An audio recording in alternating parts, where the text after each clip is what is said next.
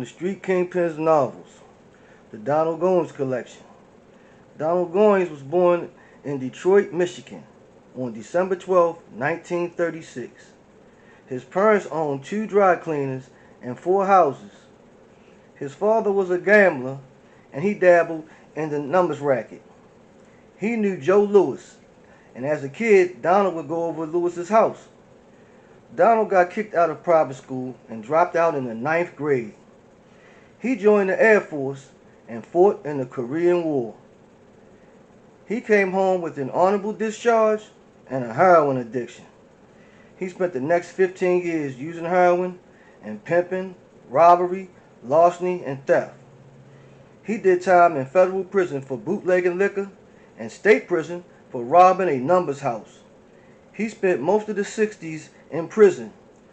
While he was in Michigan's Jackson's penitentiary, he read Pimp, The Story of My Life, a bestseller by Iceberg Slim. He decided to write urban fiction. He got a publishing deal with Holloway House and wrote novels in a frenzy to support his addiction. He wrote 15 novels in 5 years, from 1970 to 1974. Some only took a month to complete. He's your favorite rapper's favorite writer. Donald Goines novels are the most read books in America's prison system. This is his collection.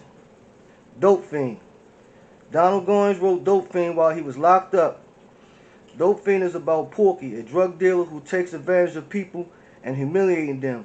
Porky gives Terry free drugs to get her addicted so he can smash those cheeks in exchange for drugs. Teddy, Terry's boyfriend, was already addicted to drugs, and soon Terry was too. Teddy steals, and Terry turns to prostitution. Teddy gets killed trying to rob Porky. Terry witnesses a suicide of a pregnant prostitute and ends up in a mental institution. Whoreson is about a man born to a prostitute. His mother tries to teach him how to be a pimp. He tries to get a stable of women, but his hoes choose another pimp. Later he gets double-crossed by one of those hoes. Black Gangster is about Prince. Prince gets locked up for a petty crime, and in his cell he comes up with a plan to get paid after his release. Him and his girl take down Detroit one hustle at a time. They took control of the city. Now they have to keep it that way. Street Players is about Earl the Black Pearl, who fights his way to the top and do whatever he has to do to stay there. Someone higher up kills his friend and he goes to war. White Man's Justice, Black Man's Grief has been called one of the most revealing novels ever written about prison life and racism in the criminal justice system. White Man's Justice, Black Man's Grief is about Chester Hines. He thought he was the baddest man to walk the streets of Detroit, but behind bars, he was nothing but fresh meat. So he and his crew forged a brotherhood in hell. Together they survived suffering, unimaginable abuse, violence, and hopelessness. Black Girl Lost is about Sandra, who picks up a drug stash and gets a drug dealer from school to help her sell it.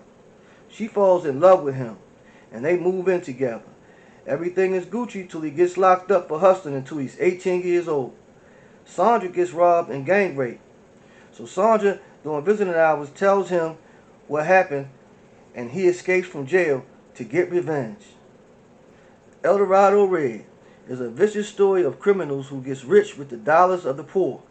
When you have the bread, cars, and women, trust no one, not even your own flesh and blood. Crime Partners is about Billy Good and Jackie Walker. Pulling small stick-ups to get by, they meet Kenyatta, a ghetto lord who wants to take out racist white cops and rob the top street kingpins. Kenneth Supreme McGriff made Crime Partners a movie that stars Tyron Turner, Clifton Powell, Laz Alonso, Snoop Dogg, Ice-T, with cameo appearance by Ja Rule, Charlie Baltimore, Angie Martinez, the Eastsiders, Quamega, and Chino XL. Death Bliss is about Kenyatta, still angry at Detroit's crooked cops and dope dealers who's destroying the black community. Kenyatta agrees to pay for a list of Detroit's drug supplies. Kenyatta's escape. Kenyatta, he escapes a hit from the police and flees to Chicago. They hijack a plane that lands in Nevada's desert. They get in a beef with some Mayans, Sons of Anarchy bikers, gets in a shootout with them, then they end up in Los Angeles. Swamp Man is about George Jackson in the swamps of Mississippi, who witnesses his sister getting gang raped after she got off the school bus by the 4 Hill Boys. After they was through with her, she lost her mind from the shock, and George takes them down one by one. Cry Revenge is about Curtis Carlson, who runs a little crap game in his backyard until he graduates to the drug game with his homeboy Dan. But Fat George, the Mexican dealer, beefs with Dan, and eventually Curtis too. The streets turn bloody between the Mexicans and the blacks. Daddy Cool is about Larry Jackson. Daddy Cool, he's a hitman. His daughter Janet runs off with a pimp and starts turning tricks. Larry gives Janet a lot of money, but the pimp still wants her out on a stroll, while Larry's sons are robbing drug dealers like Omar did from The Wire. Larry kills the pimp, and all hell breaks loose. Never Die Alone is about King David. He never let anything get in his way. He will mix battery acid with cocaine and will give you a hot shot for revenge. He leaves New York for his safety, but leaves behind a Cadillac and a diary. He makes big money on the West Coast. Homesick, he comes back to New York, but he hasn't been forgotten or forgiven. Earl Simmons, DMX production company, Bloodline Films made a Never Die Alone, a movie. Directed by Ernest Dickinson, stars DMX, Clifton Powell, Michael Ealy, and Reagan Gomez Preston. Inner City Hoodlum is about Johnny Washington in Los Angeles. He steals from a freight yard with his homeboys Josh and Buddy. Then Josh gets killed by a security guard, and then Buddy kills the security guard. Then a street kingpin named Elliot David recruits Johnny's sister, and later she ODs. Johnny and Buddy get ready to put in their work.